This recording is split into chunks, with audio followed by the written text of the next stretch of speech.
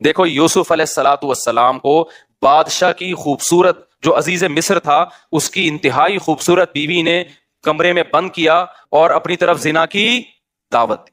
آج کا کوئی لبرل ہوتا نا کہتے ہیں ایکچولی ایک آدمی مسافر ہے, ایکچولی رشتہ ملنے کا بھی چانس نہیں ہے. ایک صاحب نے مجھے کہا کہ میں ہاتھ سے اپنی خواہش پوری کرتا ہوں, ایکچولی میں کیا کروں, میری شادی نہیں ہو رہی. مفتی صاحب یہ ٹوپی ڈرامے جو آج کل ڈاکٹروں نے بھی باز لگا دی ہے اس کام پہ لوگوں کو. میں نے کہا میرے بھائی قرآن مجید میں اللہ کا حکم ہے الا علی ازواجہم, مرد اپنی خواہش بیوی کے علاوہ کسی اور راستے سے پوری نہیں کر سکتا. اچھا مسئلہ حیا کے خلاف ہے لیکن بتانا ضروری ہے, زوجہ سے کے ہاتھ کے ذریعے انسان ڈسچارج ہو سکتا ہے. حیا کے خلاف مسئلہ, لیکن یہ بہت پوچھتے ہیں لوگ کچھ مسائل بولتے ہوئے مجھے خود ایک دماغ پہ بوجھ ہوتا ہے. تو زوجہ کے ساتھ تو یہ جائز ہے, اپنے ہاتھ سے اپنی خواہش پوری کرنے کی شریعت میں آپ کو اجازت نہیں ہے. تو آپ خوب سمجھ لو اللہ تعالیٰ نے مرد کو یہ حکم دیا ہے کہ وہ سوائے شادی کے اس کے پاس اپنی بیوی کے علاوہ اپنی خواہش پوری کرنے کا کوئی راستہ نہیں. اب اللہ آپ کی اس مجبوری کو مجبوری نہیں مانتے کہ ایکچولی میں سفر میں ہوں, میں اسٹڈی کے دوران تو میں ہینڈ پریکٹس سے اپنی خواہش پوری نہیں کروں گا تو میں ڈپریشن میں جاؤں گا. تو بھائی تو شادی کرنا بیٹھ کے. اگر آپ یہ کہتے ہو کہ مجھے رشتہ نہیں مل رہا تو اپنا معیار گراؤ. آپ بولو کہ میرے اسٹینڈرڈ کا نہیں مل رہا تو اسٹینڈرڈ کیا کرو, بولو نا کم کرو. آپ اللہ میاں کا یہ حکم ہے, اپنا اسٹینڈرڈ کیا کرو آپ کم کرو. یہ بھی قرآن میں ہے وَمَن لَّمْ يَسْتَطِعْ مِنكُمْ طَوْلًا أَن يَنكِحَ الْمُحْصَنَاتِ الْمُؤْمِنَاتِ فَمِمَّا مَلَكَتْ أَيْمَانُكُمْ. اللہ کہتے ہیں کوئی آزاد عورت شادی کے لیے خاندانی عورت نہیں مل رہی, کسی کی باندی سے شادی کر لو. عرب میں باندی کا لیول بہت کم ہوتا تھا اور اللہ نے فرمایا ذَلِكَ لِمَنْ خَشِيَ الْعَنَتَ مِنكُمْ, جس کو زنا یا برائی کا خطرہ ہے نا وہ یہ کام کرے. تو کیا مطلب اللہ کیا حکم دے رہے ہیں, اپنا اسٹینڈرڈ کیا کرو, بولو نا گرا دو. اور یہ اللہ نے مرد میں خواہش نفس مسلط اس لیے کی ہے کہ نہ چاہتے ہوئے بھی شادی کرے. یہ اس لیے نہیں کی ہے کہ ہاتھ سے فارغ ہو کر اپنے آپ کو ٹھنڈا کر لے اور شادی 10 سال کے لیے مؤخر کر لے. یہ تو مسلط کی گئی ہے کیونکہ شادی کو اسلام نے آپ پہ نہیں چھوڑا, فطرت نے آپ پہ نہیں چھوڑا. ہم اور آپ پہ چھوڑا ہوتا تو ہم 50-50 سال کے ہو کے بھی نہیں کر رہے ہوتے.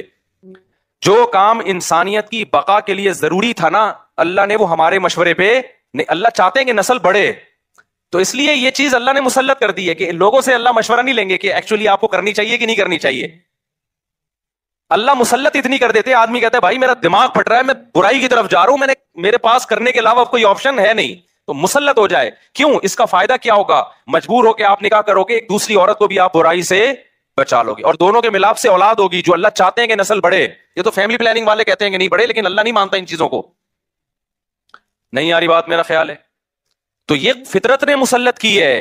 تو اگر ہم مجزنی کی اجازت دے دیں تو اس فطرت جو آپ سے چاہ رہی ہے آپ اس کے اگینسٹ چلنا, بولو نا شروع. مثال کے طور پر فطرت آپ کو بھوک لگاتی ہے روٹی کی, کیوں لگاتی ہے, چوری کر کے کھاؤ. اس لیے نہ چاہتے ہوئے بھی آپ کمائیں, کاروبار کریں یا ملازمت کریں. اس ملازمت کرنے سے کیا ہوگا, صرف آپ کو فائدہ نہیں ہوگا, آپ کے باس کو فائدہ ہوگا, اس کا بزنس چلے گا, اس کے بزنس چلنے سے لوگوں کو فائدہ ہوگا. تو یہ سب چیزیں ایک دوسرے سے کیا ہیں, لنک. آپ کو بھوک لگ رہی ہے, اسلام کہتا ہے آپ حلال طریقے سے کما کے کھاؤ. آپ کہہ رہے تھے میں نہیں کما رہا, جب بھوک لگے گی نا ٹائٹ تو آپ کمانے پر کیا ہوگے, مجبور. پھر آپ بزنس کرو گے, اس بزنس سے آپ کو بھی فائدہ ہوگا اور قوم کو بھی فائدہ. تو کچھ کام قدرت ہم پہ مسلط کر کے کرواتی ہے تاکہ لوگوں کو اس سے کیا ہو جائے, فائدہ, ہمارے نہ چاہتے ہوئے بھی فائدہ ہو جائے. لیکن آپ نے کیا کیا, ایکچولی میرے پاس چونکہ ایک ارننگ کا کمائی کا ٹائم نہیں ہے, میں ایکچولی بہت بزی ہوں, میں بہت بڑا سائنسدان بننا چاہتا ہوں. آج کل ٹوپی ڈرامے جو چل رہے ہوتے ہیں, تو میں اگر کماؤں گا تو پھر ایکچولی تو میں بھیک مانگنا شروع کر دیتا ہوں, یا میں چوری کر کے کھانا. میں کیا کروں بھائی, میں اسٹڈی ہے, کل میرا پیپر ہے یار, میں کماؤں کیا, تو میں چوری کروں گا. چوری کرنے سے کیا ہوگا, پیٹ بھر جائے گا, ڈاکٹر کہے گا کہ آپ کے وٹامن سارے پورے ہو گئے ہیں. جس مفتی نے کہا تھا چوری نہیں کرو, وہ آپ کی صحت برباد کرنا چاہ رہا تھا.